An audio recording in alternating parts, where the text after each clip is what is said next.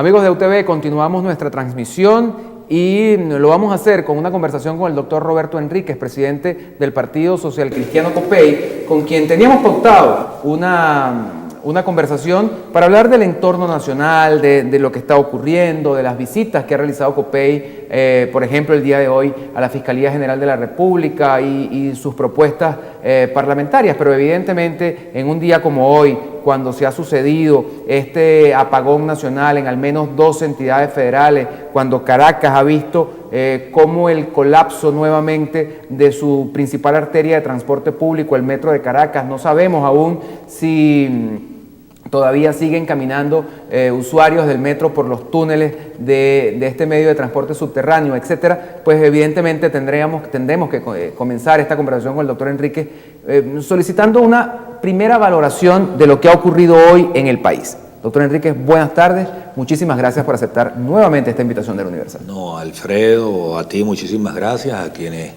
nos están viendo, escuchando, leyendo, por esta ventana tan importante de opinión que nos ofrece el Universal a todos los venezolanos, ¿no? Mira, yo creo que hoy lo que estamos viendo es ya, sin yo pretender ser técnico, ni ingeniero eléctrico, ni nada por el estilo, pero creo que es un asunto en donde hay que tener el sentido común.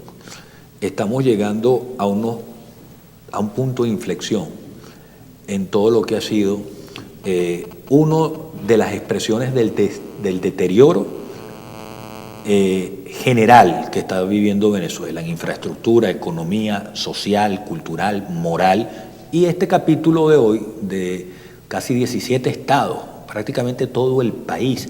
La primera vez que vemos un apagón de estas dimensiones en Caracas, de punta a punta, la capital del país, una cosa que el gobierno se había cuidado mucho de no cometer.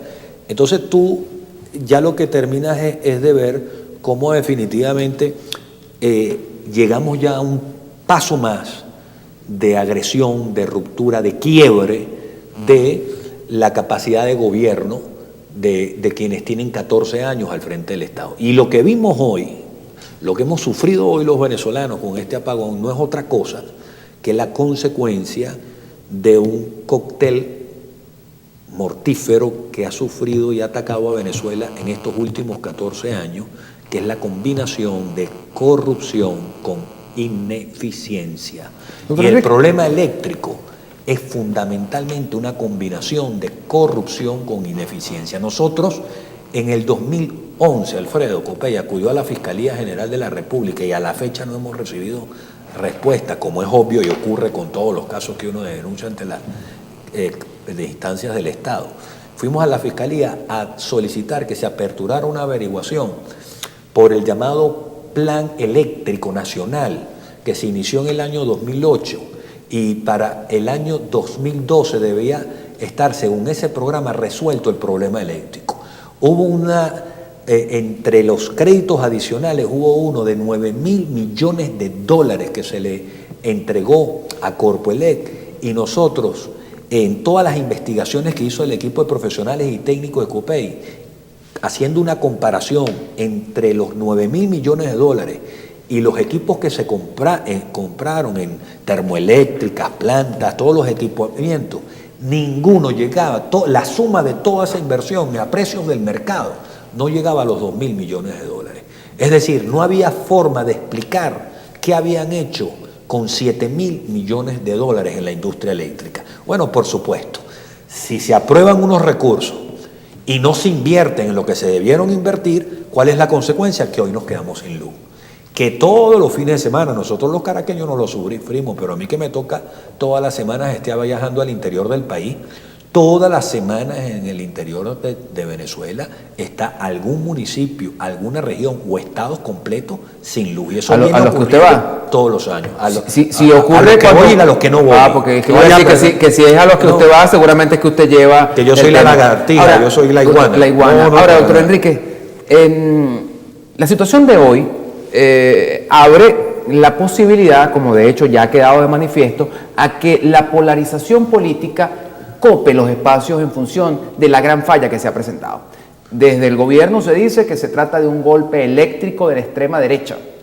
Y desde los sectores de la oposición hemos visto la declaración del doctor Antonio Ledesma, alcalde metropolitano, ahora la suya, digamos las que conocemos de manera directa, que hablan de corrupción e ineficiencia. Es decir, de alguna manera las causas están marcadas en función de o el sabotaje, que es el término que más le gusta utilizar al poder, o desde la ineficiencia y la corrupción, que es la perspectiva de denuncia que se usa desde los sectores de oposición.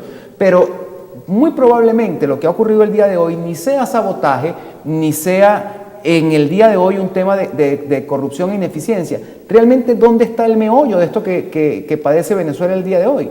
¿Esto es una situación, una crónica anunciada parafraseando a García Márquez, o esto es un hecho aislado que nos ha tomado por sorpresa?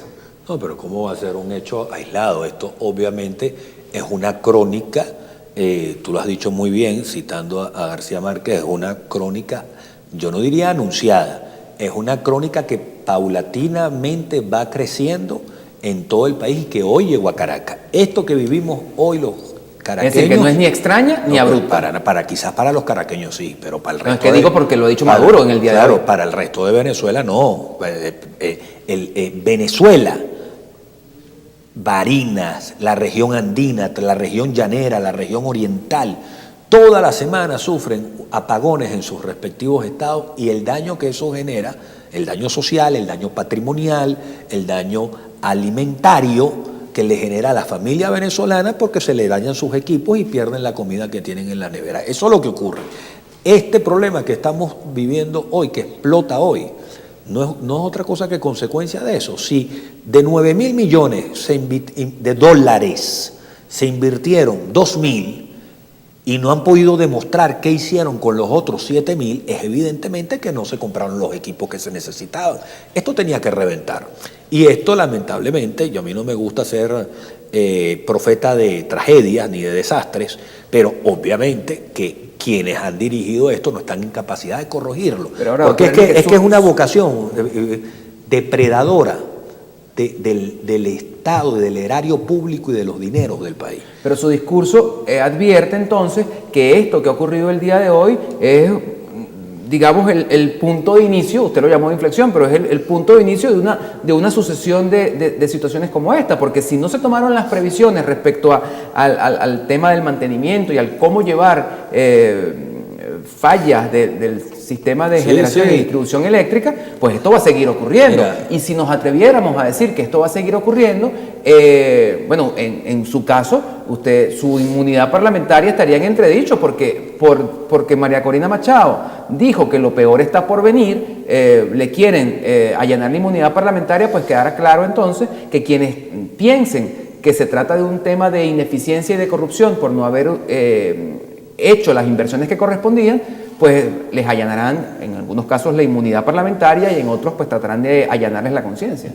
Bueno, la verdad es que para lo que está pasando en el Parlamento, a mí no me quita el sueño que me quiten la inmunidad parlamentaria. Para mí eso no es un tema. Para mí lo que sí es un tema es que hoy lo que pasó en Venezuela es un acontecimiento histórico, trágicamente histórico. Hoy hemos vivido la consecuencia de errores, de falta de capacidad para manejar el tema eléctrico y de falta de voluntad y de honestidad en el manejo de los recursos del tema eléctrico. Y hoy, así como estamos viviendo la consecuencia de, hoy también estamos y vamos a ver la causa de más molestia, más frustración en el país, más angustia, porque esto de hoy lo que ha generado, yo invito a cualquiera a que pase por las calles de Caracas, aquí por la avenida Urdaneta, la avenida Universidad, el estrés que se siente de la gente en la calle. ¿Eso no lo merecemos los venezolanos? Yo creo que no. Y los venezolanos, no el diputado Roberto Enríquez, los venezolanos sí tienen el derecho de protestar, sí tienen el derecho de rebelarse, sí tienen el derecho de fastidiarse. Y eso no lo va a controlar ni dirigir ni un partido, ni un líder, ni una organización. No. Eso surge espontáneamente ante tantas agresiones que desde el Estado se le hace a un pueblo. Hoy lo que vivimos no es cualquier corte de luz. Hoy es una agresión a la sociedad venezolana por parte de quienes gobiernan este país. ¿Y cómo se traduce eso de cara a los venezolanos? Porque Maduro lo ha dicho en español, ha dicho unidad, lucha y batalla para siempre vencer. Digamos, la situación que ha ocurrido en el país inmediatamente se ha convertido en parte de la campaña electoral, porque si algo hay que decir, ya estamos inmersos en una campaña electoral de corte nacional, y lo que ha ocurrido el día de hoy es un ingrediente más para esa campaña de corte nacional. Desde el punto de vista de la Mesa de la Unidad Democrática, a la que pertenece el Partido Social Cristiano Copey, desde el punto de vista del G7, que es, digamos, una instancia superior dentro de la mesa, ¿cómo se valora esto que ha ocurrido el día de hoy? ¿Y cómo se canaliza esa espontaneidad? Yo te digo cómo lo veo yo.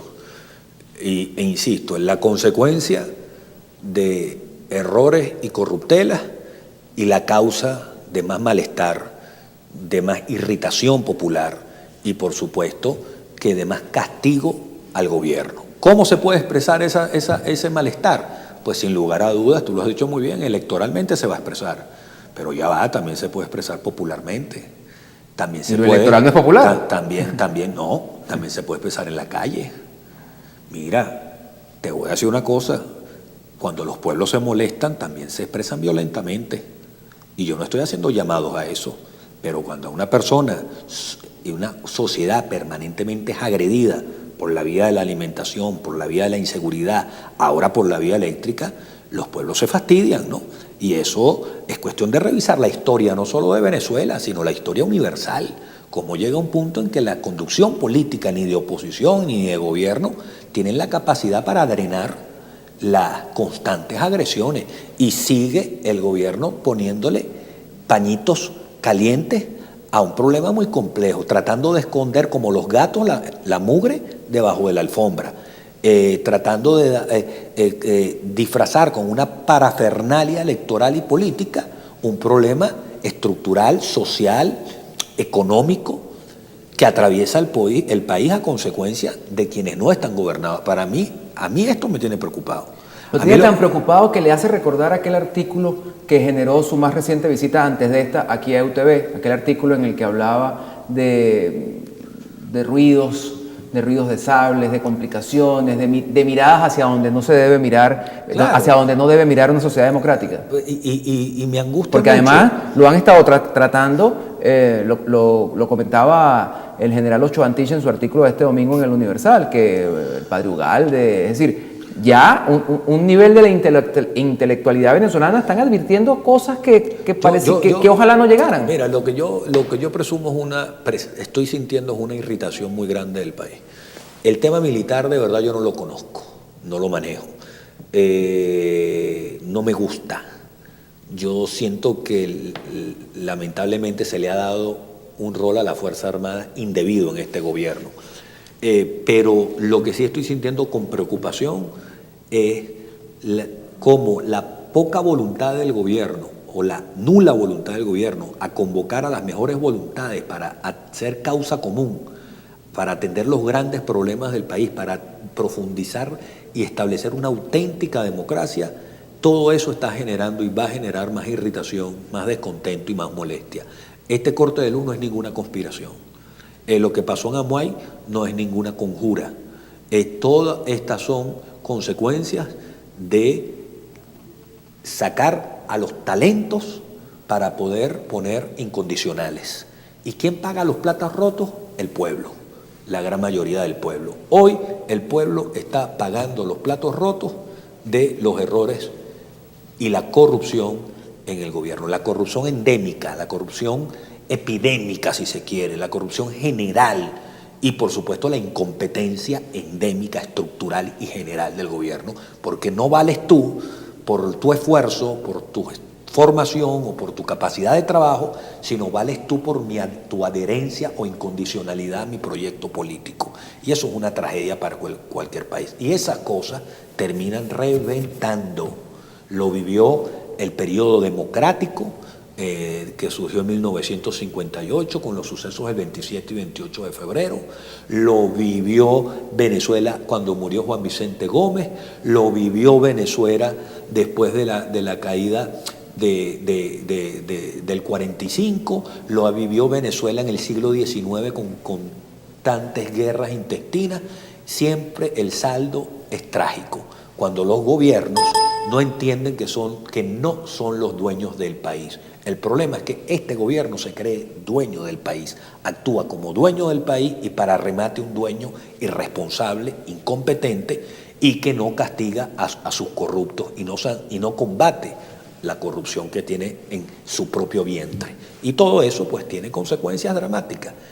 No estoy haciendo pronósticos, Alfredo. Estoy exponiendo una preocupación. Creo que el país comprende perfectamente su reflexión y evidentemente habrá quien acompañe y quien no, pero ciertamente ha dejado usted muy clara su posición respecto a la lectura que hace sobre el acontecer nacional. Habló usted de consecuencias trágicas y quisiera tomar los pocos minutos que nos quedan de esta conversación para que hablemos de lo que COPEI fue a hacer en la mañana del día de hoy a la Fiscalía General de la República respecto a Iván Simonovic y todo lo que él implica para la sociedad democrática venezolana. Chico, fíjate tú sabes, hoy yo se lo decía a algunos amigos periodistas. Yo hoy fuimos, ¿no? En representación de COPEI, de la democracia cristiana, a la Fiscalía General de la República, a la fiscal de Derechos Fundamentales. Fuimos a pedir. No fuimos ni siquiera hoy, no fuimos a exigir, no fuimos a emplazar, no fuimos a lanzar ultimátum al gobierno. Fuimos a pedir por la vida de un venezolano, porque que fue sentenciado, una sentencia que nosotros no estamos para nada de acuerdo, pero hay un Estado de Derecho y Iván ¿Hay un Estado de Derecho? Hay unas reglas de juego. Iván las ha respetado, Simonovic las ha respetado, está preso allí. Ha cumplido ya una tercera parte de su pena. Ese Estado de Derecho, esa ley, ese ordenamiento jurídico, establece que una persona cuando está en peligro su vida, como es el caso de Simonovic, demostrado en todas las peritajes de los médicos forenses que se le han hecho, que el deterioro en su estado de salud, en su estructura ósea, los niveles que tiene de osteoporosis, es que cualquier mal movimiento se le puede fracturar la columna, ni Dios lo quiera. Entonces hoy fue a pedir por la vida.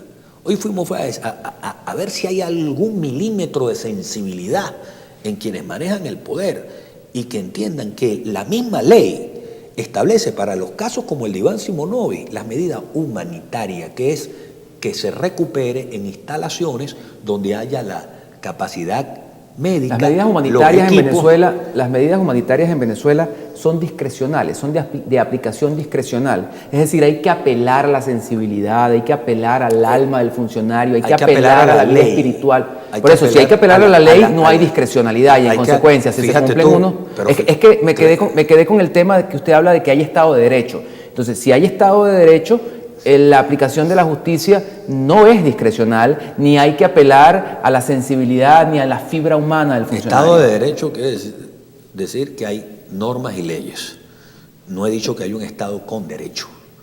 He dicho que hay un Estado de Derecho, que hay una Constitución, tenemos una pirámide legal y que estamos apelando a que eso se cumpla. Ya la juez Armas, la doctora Armas, la juez de control que lleva el caso de Iván, le solicitó a la Fiscalía que le entregaran desde el 24 de julio el último informe médico forense que la misma juez solicitó para poderle otorgar la medida humanitaria. Bueno, desde el 24 de julio, la Fiscalía General de la República y Derechos Fundamentales tienen el informe del médico forense sobre Simonovic.